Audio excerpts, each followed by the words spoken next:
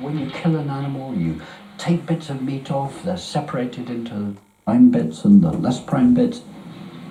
At the end, you're just left with brains and spinal cords and the central nervous system, basically. What the food industry realized in the 1980s was there was big profit to be made from this. If you sort of pressure cook it, you get a sludge of meat-like stuff called mechanically recovered meat that the regulators allowed to go in to meat products, meat pies, sausages, without being declared.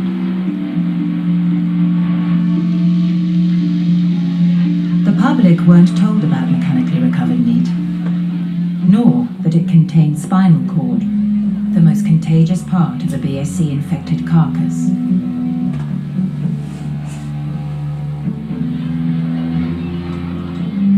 School children were particularly at risk because of radical changes the Conservatives had made to school dinners.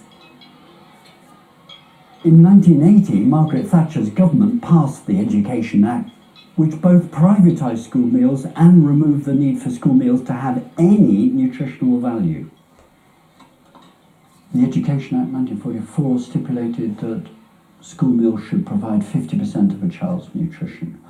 After the war, that had been watered down to being 33% of a child's nutrient intake needs, and the Education Act abolished it altogether.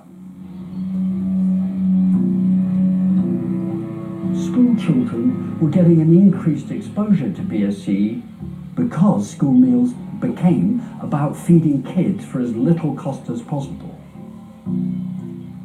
The Thatcher government believed in that, said, let the market rip.